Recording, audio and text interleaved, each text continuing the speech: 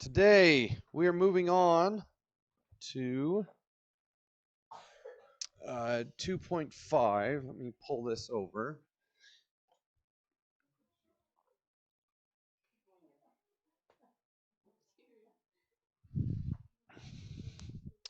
So this is just similar to what we've already done. So here we have a trinomial that's a quadratic with a leading coefficient of 1. So we need to factor it. Do you guys prefer the box? Okay, well if you know how to do this without the box, that's totally fine. But the box always works. No, but some of you can look at it and do it in your head. If this number is a 1, then you can do it in your head. Some of you can. If that number is not a 1, then you have to use the box. So to use the box, we put in v squared and 25. So v squared times 25 is just 25v squared. And we factor that, 1 and 25, or 5 and 5. Those are our only two choices. Can we use one of those sets to create a negative 10? Uh-oh. It's on his phone. Are they cute? Are they cute? Well, that's what I'm asking. Oh, the old "it was my mom" trick. No teacher believes that. All right, so negative 5 and negative 5. So we put in, and we also have to have v's. So negative 5v and negative 5v. What do these share? What do v squared and negative 5v have in common? They share v. If I pull out a v, then v times what is v squared? V. And v times what is negative 5v? Negative 5. And v times what is negative 5v? Negative 5. And we always double check. Is this times this equal to that? Yes, so we must have done it right. So my factors are v minus 5 and v minus 5. If the factors are the same, you can actually write it like this, but you don't have to. Okay? If it asked me to find the roots, what would the roots be?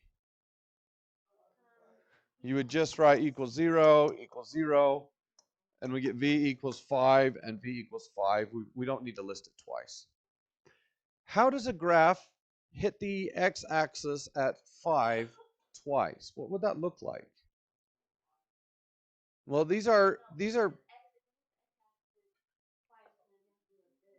well, the graph has to look like a parabola because it's an x squared.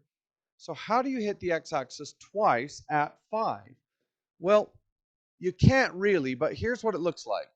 So if this was 5, if I had a parabola like that and I moved it up, 2 roots, 2 roots, 2 roots, that right there is called a double root.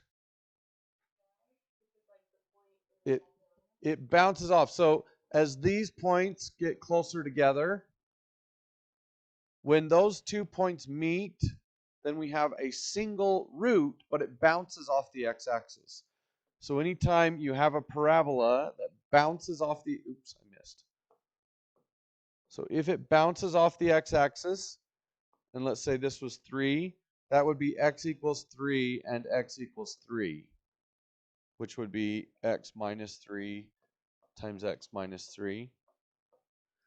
So if a graph bounces off the axis, then it is a double root. Okay, you can actually have triple roots and quadruple roots and so on, but that is for next year. This year, well, it's not a bounce if it's 3. If it's 3, it actually looks like this. So if this was my root, the graph goes up and then flattens out like that. And then a quadruple root sort of looks like a parabola. So if this was a parabola, a quadruple root would be much taller. And it actually, it kind of comes down and flattens out.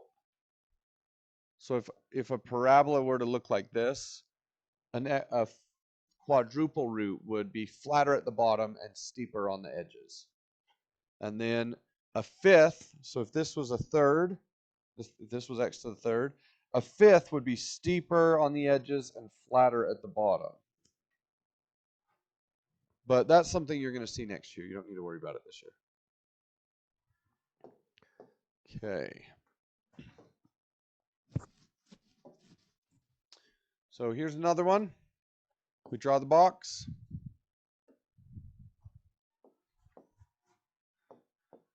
Put in x squared and negative 5. Multiply those together. Negative 5x squared. And my only options are 1 and 5. So plus 5x, negative 1x. So I stick in negative x and 5x. What does the top row share? An x, and x times x is x squared, and x times negative 1 is negative 1x, and x times 5 is 5x. Is 5 times negative 1 equal to negative 5? Yes. Hey, you're on it again, man. No. That's twice in the same day, not something you want to be doing. So my factors are x minus 1 and x plus 5. And now instead of factoring, it wants me to find the roots. So equals 0, equals 0, add 1, subtract 5. So x equals 1 and x equals negative 5.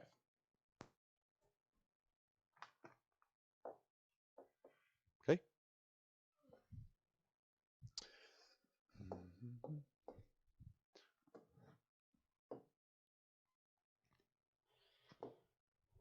All right. Here it says find the solutions, which means find the roots. So I need to simplify this down. How do you simplify u minus 6 squared?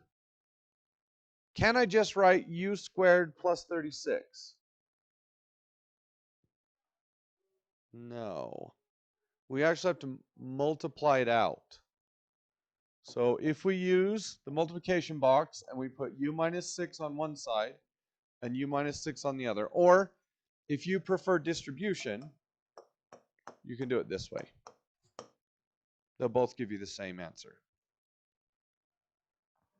So u times u is u squared. U times negative 6 is negative 6u. U times negative 6 is negative 6u. Negative 6 times negative 6 is 36. Those go together. So on the left side, we have u squared minus 12u plus 36 equals 2u squared minus 8u plus 39.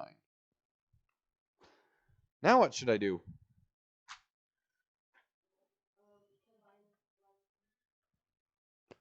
So I need to move everything to one side. Should I move everything to the right or move everything to the left? It doesn't really matter. Okay. Do we have a preference though? The right is going to be easier. How come?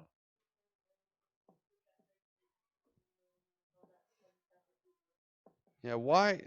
What makes it easier? Why do we want to move it to the right? Yes. One of those, we might end up with positives and negatives, but if we can avoid it, we do not want a negative on the u squared term. Okay?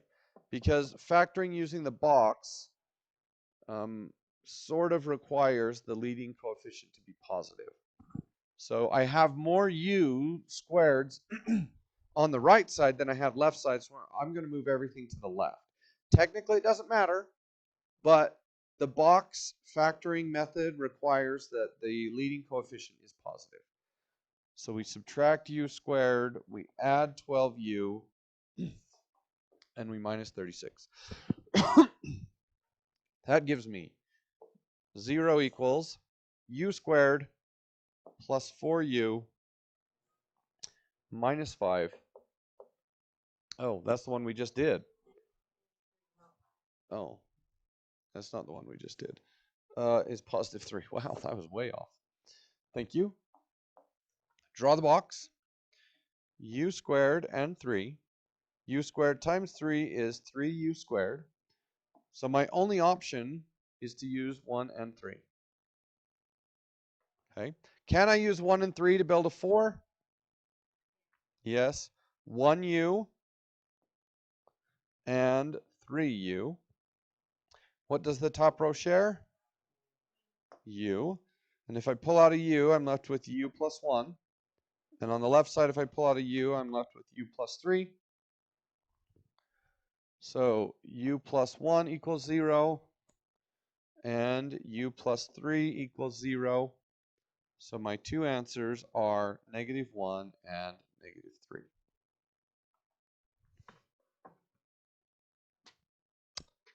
All right. That's it. Easy as eating pie. I could use some pie. Anybody got some pie hanging out somewhere? Yeah. All right. Get to work.